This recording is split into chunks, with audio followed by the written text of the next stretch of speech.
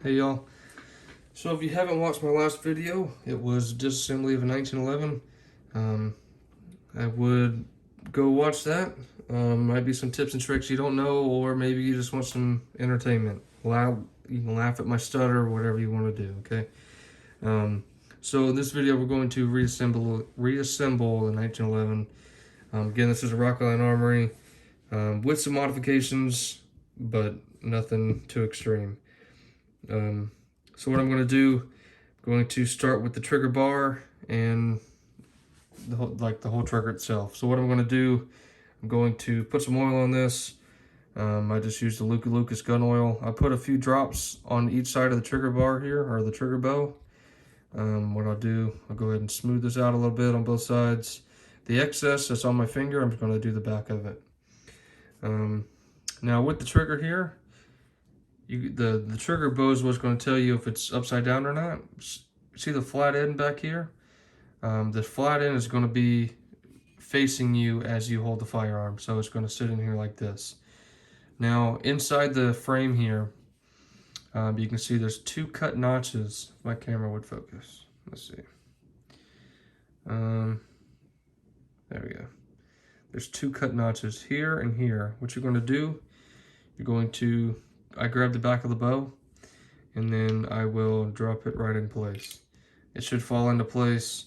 Of course, this has a trigger job done to it, so it just falls right out. Okay. Trigger job, that's a whole different story. If you want to see a trigger job on 1911, please let me know, and I'll gladly do it. I've got this trigger sitting probably through 3 to 4 pounds right now. So next, we're going to grab magazine release. Remember your detent and spring here. You want to make sure that's locked in that notch. I explained everything in the last video on how to take it apart. It's the complete opposite. So you're going to drop it in place. Make sure your trigger's forward all the way. It's not back any. And then you're going to push it about halfway. And then you're going to take your flat bladed screwdriver. You're going to turn it to the right. It's not a lot to the right. It's not like a screw. So you're just going to turn it just a little bit until you feel it notch, and then your detent and spring will lock into place. So now you can manipulate the trigger or the magazine release here. There should be no binding or anything, and with that being said, your trigger should not go back further than what the standard trigger pull would be. Well, give or take. Your trigger's gonna be locked in place. It's not coming out. So now we move on to your sear and your disconnect. This is gonna be your sear. As you can see, there is a curve to it. There's a curve going back. You want this facing you. So on the bottom here, you can see is like a little fork where it's been cut out here. This is where it's going to ride on your disconnect. The back side of this is just complete rounded. It's going to sit as you hold the firearm. It's going to face back to you, the top of this knife edge. Okay. Your disconnect, it's got a round spot on the top, kind of angled both ways. That way, when it rides in the slide, it doesn't get bound up in the notch for it here. There's a kind of like a shovel end. I don't know what I just said, if my camera would focus. This is what's going to ride on the back of that trigger bow. Remember how it was flat in there? Yep, this is going to sit on that trigger bow to where it's held in place. And then when the trigger hits it, is what's going to drop everything. So, and how this actually sits, these are going to ride just like this inside the firearm. So all I did, I just took this, dropped it right in place. In doing this, if you wanted to use a slave pin, by all means. What a slave pin is like a smaller pin, maybe like a roll pin, something like that. You can put between, just small enough, you can go ahead and line up the notches here, or like the pinholes.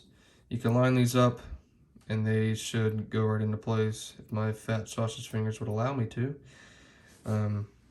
They would go into place. Just you got to make sure you use the roll pin. You got to cut it off to where it's flush with this. That way you could just drop this in here, put the pin in. It would go ahead and line it for you. So, but I don't do that way. That's a cheating way. I don't really care what you do. But so, and what you're going to do in here, see the top hole here? That hole is where this disconnect is going to come out of. It's kind of hard to get this kind of in camera here. So all I'm going to do, I'm just going to drop this in place. Okay. Kind of not an easy way to show that. It kind of just falls in place. There's, I don't know if you can see where the hole is in here. There's like a ledge right here that I put the top of the disconnect in, and then I'll just kind of slide it up in there. See if I can get that on camera. I'll push it in there. Camera won't get it. See, it's sitting in that notch. Then it'll fall, and then from there I can finger manipulate it to go in. Okay, the sear we're going to do, remember you want that curvature back towards you. Just going to drop that in place. It'll fall right in. Now from here, what I will do sometimes, like I said, this is just a hammer spring that I bent out for an AR-15. This is just one of them custom tools you make while gunsmithing. I'll go ahead and line these holes up. That way, when I take my pin, remember there's 2 pins you got to pull out when you take the hammer and disconnect and sear out. Fat pin goes with the hammer, and then the little pin here, sorry I'm looking through the camera, this pin is what holds in your sear and disconnect. So I'm just going to push this in that pinhole right here, the one in the front. There's 3 of them. This is for the back of the safety here, and so it's just the big hole. So I'm going to push this in here. Might kind of have to wiggle them up or get in here with a punch or something to help line these tools up, or line the holes up. Of course it slid, so, and then this will just fall right in. It's kind of held in by gravity until you get your safety in. So from here, we're already probably 45% done. Now, your hammer and your hammer strut. This is on a hinge pin here. There's nothing real necessary to do with this right now. Just I keep it out of the way. This is what remember the curvature that's on the sear there. That is what's going to. So like when your hammer's back in the firearm, that sear is locked into this notch here. You know, when you pull the hammer back, you hear that the 2 notches click. That's coming out of this notch, locking in this notch to where it doesn't go forward until you pull the trigger, which would release the hammer and the sear. So all you're going to do with this, it's just going to slide it up here on the top. You can line that hole up, and then from there, well, let me do this flat. From there, just drop the pin in. Hammer's in. It's not going anywhere. So now I'll take this spring. This is a flat spring. Remember, this is what controls trigger weight, your sear, gives you this weight that's on the sear and everything. This is a big part of the trigger job here, and this is just your grip safety spring. So what I'm going to do here, there's a notch cut in the bottom here. What I do, I lock that notch in there. This is what's going to lock in the little curvature, that lock. That falls right into place there. It goes on the back of the trigger bow and the bottom of the sear. Or I said that backwards. This is for the sear, this is for the trigger, this is for your grip safety. Yep, from there, and then I'll go ahead and take my mainspring housing. There's 2 rails here that these rails on the side here kind of lock into, 2 little grooves. I just push these up about halfway. Now is when it comes to that hammer strut. This hammer strut, what it's going to do, the hammer strut is what locks into the mainspring housing here in that hole. Let's see if I can get that on camera. I don't have a flashlight over here, of course. Nope. Nope. course not. I don't know how to turn the flash on. I don't know. From here, this hammer strut, what I do, I'll just get this kind of started in here because you still got to put the grip safety in. I kind of get it started in there, if you can see that. It's kind of started in the hole. Of course, my camera won't focus. Come on, work with me here.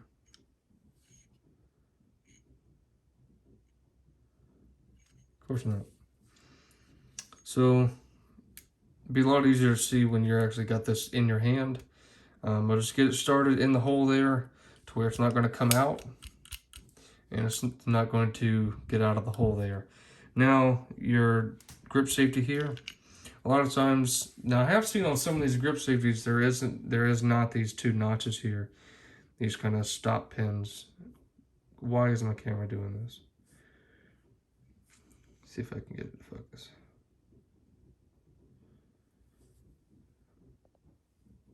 There we go. Thank you. These two notches here. I have seen some of these don't have those notches. That notch is going to lock in the mainspring housing. In the mainspring housing, here, I'll pull this out. See how it's got the lip? This is what's going to only allow so much travel for the grip safety coming backwards, being when this spring, this flat spring pushes back on it, it's only going to let it travel so much. So I'm just going to put this back in place here, slide this back in here, go ahead and line this back up. And then from here, just going to push this right in. It just falls right into place here. And then from here is when I'll take my safety. I'll go ahead and line in that hole. I just put it backwards. Wow, I was way off camera. I hold in the grip safety, which is going to hold in the spring. And I'll just push the mainspring housing forward. Now from there, you can see the bottom of the detent that's in the mainspring housing. It's almost lined up with that hole. Now, and what I'll do from here, a lot of times I'll take it and plant it against against my table here. That way it just goes into place and I can put the pin in. But what you can do, I'll go ahead and grab my vise block here, and then I'll kind of grab the firearm like this. So I can hold everything in place, and I can put pressure with my thumb to put the mainspring housing in, the pin in. A lot of times I can get it on one shot to go past the detent in there by just tapping the top of the hammer here, which it just went. So there, it's past the hammer, or it's past that detent pin. Then from here, I'll just take another punch and put it flush. Yep. It's flush on both sides. This side come out a little bit. A lot of times you can just tap this right back. Yep. Boom. Yep. And then from now what I'll do, cock the hammer back to the rear all the way. And then I'll pull this out. Remember your two detent pins here in spring. So you can see on this, there's a full cylindrical one, and on the other side has kind of a groove cut in it off a lathe. If my camera would focus. See how it's kind of got a raised portion right here on this side of this. This side is going to go towards your slide lock. And that way when it gets in here, it'll stop it from going too far, and then it'll still push out the other side.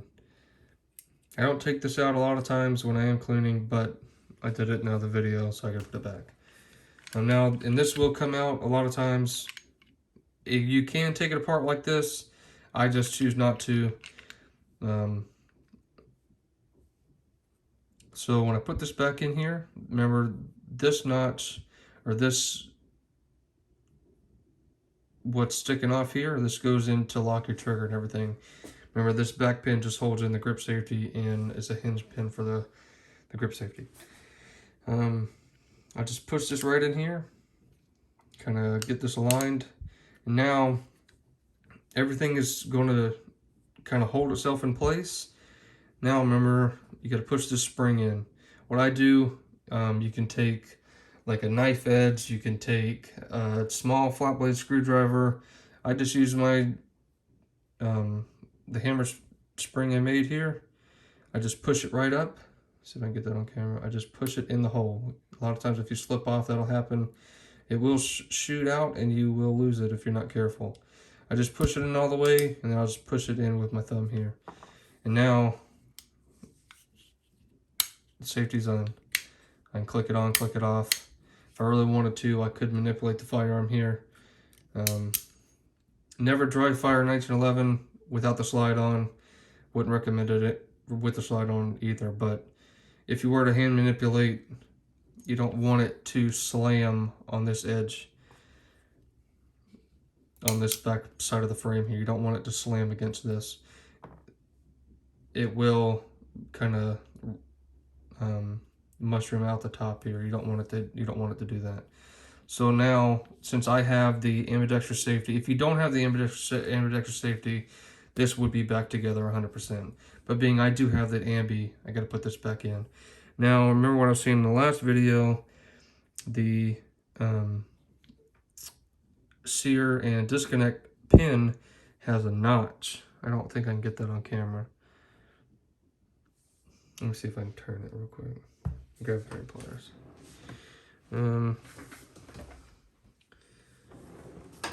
I've got a new bench and I'm still trying to learn where I put my tools at.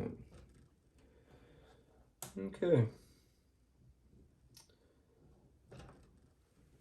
Did I not transfer those over? I guess not. So what I can do is I'm going to take these tweezers. So I'll take these tweezers here and I'm going to turn this if I can. And what that is going to do is line my pen up here. Of course I'm not.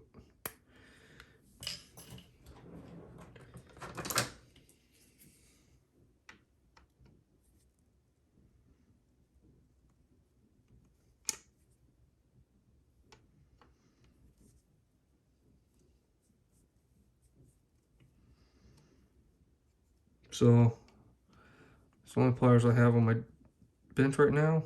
I'm just kind of walking this into place. Now let's see if I can get that in camera. You can kind of see it right there. This has got a notch cut in it right here. What that is, when I put this ambidextrous safety in, this edge of this front edge right here is going to lock into that. I don't know if you can see, there's a bit of a step down right here. A little bit, yep, you can see it right there. That is going to lock inside of that notch. So make sure safety's up if you have that. If not, don't worry about it. And then I just put it right into place here. As you can see, it works. So there is your frame back together. So now we'll go ahead and put the slide back. Now I didn't take out the firing pin or anything like that. But again, if you want to see that, please let me know. I'll take this firing pin out if you wanted to see that. Now what I'm going to do, I'm going to put some oil in here on the rails. You know, before I assemble this, I will put some oil on these rails that are on the frame. But I'll put some oil inside these rails and down here in the locking block for your barrel. And up here where your disconnect rides, I'll put a few drops of oil there, and just a little bit on all sides of the rail. And then I'll kind of rub these ones in here, that way it just sticks a little better. And then your barrel, being already locked these lugs, I'll show you how to oil this barrel once it gets in here a little better. Better way than putting it on this and then sliding it in. I'll show you that. Being I've already put some oil in here, it'll work its way, but I'll show you how to oil the barrel after we get it together. So I'm just going to slide this in. Remember your barrel bushing here, you want this completely forward exactly the way you took it out. Now I'll slide this back in. You see it kind of drop into place there. You see it kind of drop. Let me see if I can get that on camera. Here, see how it dropped? That's it's locking into those barrel lugs up top, or the locking lugs that are on the barrel itself. And I'll show those to you. These are your locking lugs.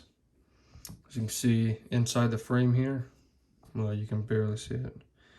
There's two locks right here, or the two cutouts of the frame here. So what these are going to ride into. Again, you can watch it drop into place right there. Now what I'll do, barrel bushing, remember there's a raised portion here that's going to slide inside, like in between these notches here. Here, let me show you what's going to lock this in.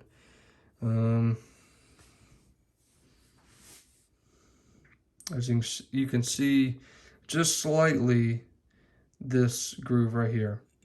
There's a groove here. It goes about 90 degrees up that this is going to lock into when this is back together. Okay. So I'm going to put this barrel back in, and then I'm going to put this barrel bushing in here. I turn it all the way to the left or to the right of the firearm here. It's out of the way when I put like this recoil spring guide back in here. So, and then what I'll do, I go ahead and pull this down. Not all the way, but I'll kind of pull it to where it kind of aligns with this for when you go back to reassembly, it's there to ready to line up with the pinhole. So this is your recoil spring guide, the actual guide itself. Now the disassembly, I take the recoil spring out with the barrel bushing. I'll go ahead and put this back in here. Just helps keep the guide rod aligned, keeping it straight. Now, and like I said, I'll go ahead and oil these rails up a little bit. And I put some oil on the ejector. That way it just slides over. Now, the disconnect, I put a little more oil in this to where it'll slide down and coat everything on the inside there. And I'll do a few drops here in the hammer housing itself, and I'll kind of work this around a little bit. I'll put some oil on both sides. That way it's good and lubed. You could oil it before you put everything together, but a lot of it'll just come off on your fingers anyway. So I'll kind of just work this around, and this is me just pulling the trigger here. Pulling the trigger, not letting it hit, I'm just working it around. Okay, and then you hear the two notches where that steering gauge is on the trigger, or on the hammer, just like I showed you. So now what I'll do, with all this being aligned still, what I'll do, I'll put my thumb on this. Oh, that turned when it fell. What I'll do now, I'll put my thumb on this, go ahead and line up these rails, and then just push this right back, kind of give it a little force to get over the ejector there. And then from here, I'll take my little tool. A lot of times when putting this back together, the barrel bushing will move. So what I'll do, I just lined it back up. I'll put this back in here, and then I just want to make sure it's locked. Now, you don't necessarily have to go back, but I do just make sure the barrel only comes out so far. But what you want to do, you want to push forward on the slide here. Being it's not moving anywhere, it means it's locked. Now, remember there's two notches here. Don't mind this idiot mark. When I put this extended slide stop on, I had to make this notch a little wider. The tool I had in my Dremel kind of slipped. And this is Cerakoted black. I just haven't gotten around to respringing it. So what I'm going to do, I'm going to line up that notch with the notch that's in the frame here. And remember, you got the detent in there that goes from the safety to your slide lock. Just going to pull this up a little bit, turn this right over. Just want to line these notches up and give it a good push. A lot of times, if it doesn't go back together, which most of the times it will, I'll take this right here and I'll push the spring back. Matter of fact, I'll just show you. So I'm going to go ahead and push this back out just to show you another way in case you can't get it, because you don't want the idiot mark. Now the idiot mark normally goes down. This was my mistake. Okay, so what I'll do, and this is what I did when I was starting out, just because I didn't want to scratch anything, you know. I'll take this and I'll just push the detent back, and then it'll fall right into place. I don't know if you've seen that, I was off camera. I'll do it again.